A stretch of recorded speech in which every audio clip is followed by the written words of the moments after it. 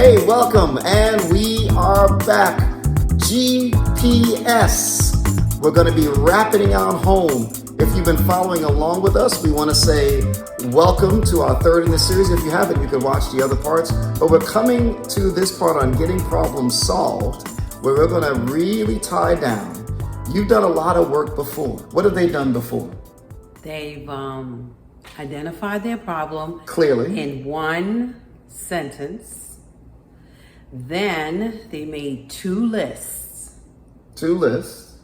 What have I personally contributed to the problem? And what are some of the things that we have tried to solve the problem? Already. Yes, absolutely. And look, that is a really important, both of those are really, really, really important. And I've seen it in work things that we've done. And I've seen it in couples that I've gotten together with. Being able to be humble, really, it's humility. It's being able to say, yeah, every problem, there's things, even if I'm not the root and source of it all, there's things that I've contributed that haven't helped. Mm-hmm. And then secondly, there's things that you may have already been doing individually as a couple that you've been trying to do to fix the problem, and it's back to square one. It's not working. But you want to have those up front. And now you want to be able to come together. Yes. And I know in this next part, it's going to be the couple comes together and you got your list and you're going to start the conversation off with, okay, how do you define the problem? And you're going to read and talk about each one.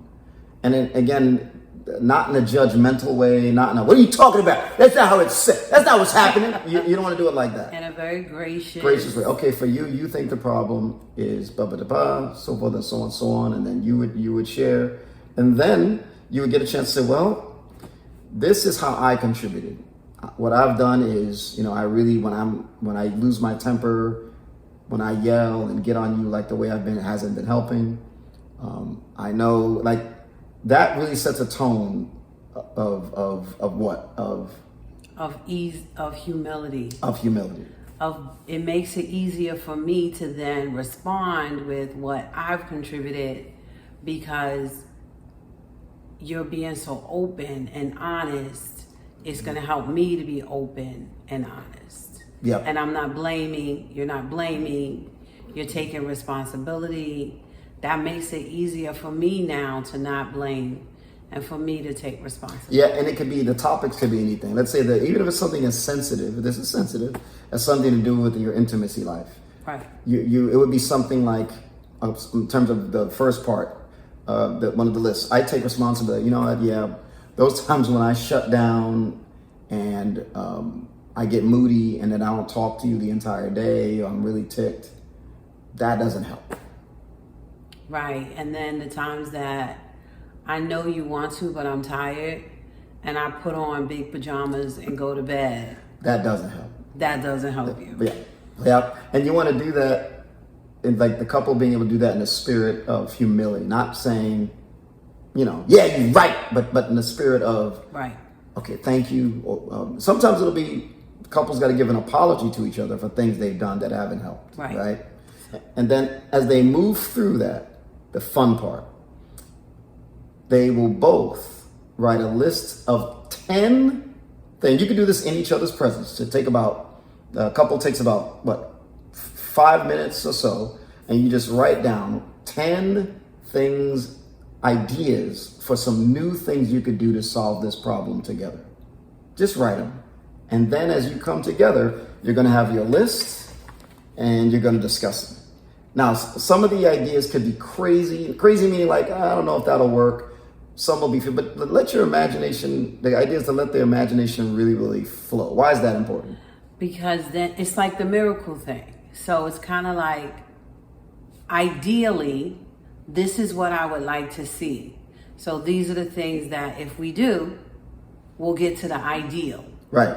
And so it might be a reach, but just having the ability to just dream and really go for it to solve the problem without saying, we can't do that, I don't know about this.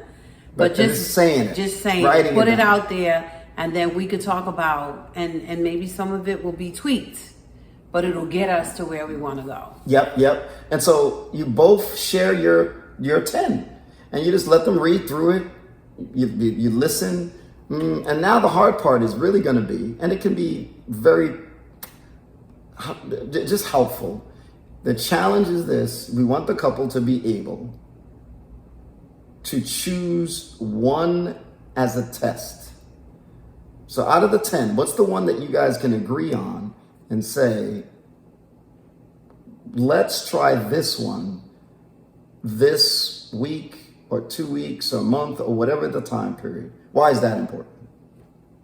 Because if you're all over the place, you won't see what's happening. And if you try in too many things, you won't really know what's helping and what's not. It's kind of like when babies are first introduced to food. The doctor tells you, right? Give them one at a time to see what's the reaction. So then you could see if they have an allergic reaction. You could see if it makes them break out, or if you give them 3 different foods, you won't know which one it is the kid is having an allergic reaction to. So you give them one at a time. One at a time. So with this, you'll have the list of all the things you want to try. You agree on one, and then you could see, ooh, it's working here, but maybe not here. It's helping here, but maybe not there. Yep. And that's the baby food example is a good one, because unless you can at least start with one and see, is it making a difference? It's confusing. And I've seen that with couples where it's not clear. Like, what are we trying now? We're not going to keep repeating. We took responsibility. What are we going to try this week or today? Look, I've seen conversations like this where you just mutually agree on one thing. Sometimes it'll be very simple. For example, I know of a couple where simply the husband deciding to take a shower every night radically improved their intimacy life. Now you may say, well, it can't be that simple. But for them, that simple habit changed their sex life.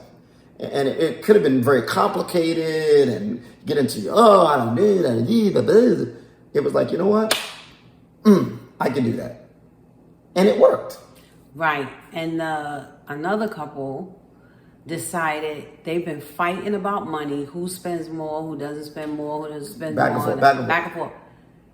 By just deciding one thing we're going to try, each of us outside of the budget is going to get an allowance. You're going to have money that you could do whatever you want to do with. And I'm going to have money that I could do whatever I want to do with. And then the rest of the money goes to bills. To a pot or to bills. Totally radically change their finances. The attitude about it, the whole approach to it. Each of them just needed to feel like, I work hard. I have some money in my pocket that I could do whatever I want to do with. Totally change their finances. Right. And these are both examples, 2 different solutions for 2 different problems. One solution was the husband showering every night to improve a couple's sex life, all the way to a couple deciding to give each other out of their mutual pay an allowance so that they can not have fights about it.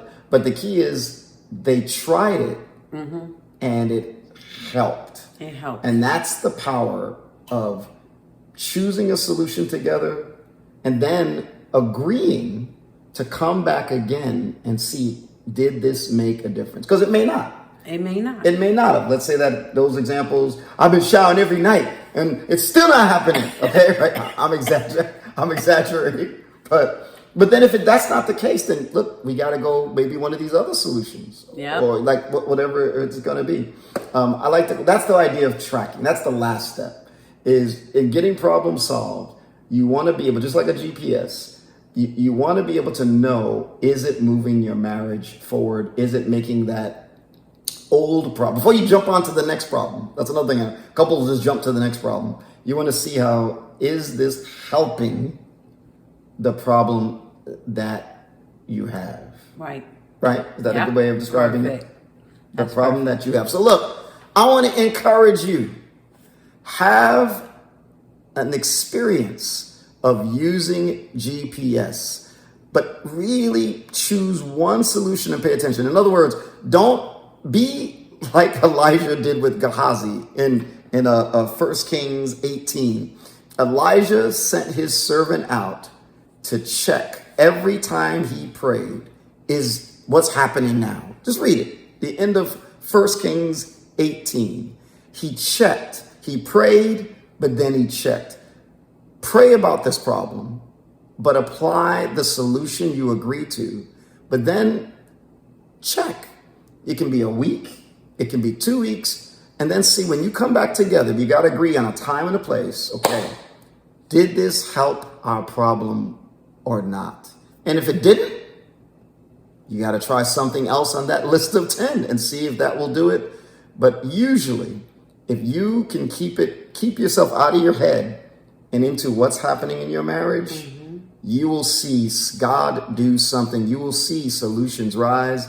Sometimes they'll look as small as a man's hand rising in the sky, but you will see change as you get your problem solved. With that being said, this has been great. Let us know. I want to hear some stories. Did this help you? So let us know in the comments below or get in contact with us. We'd love to hear from you. And this has been great.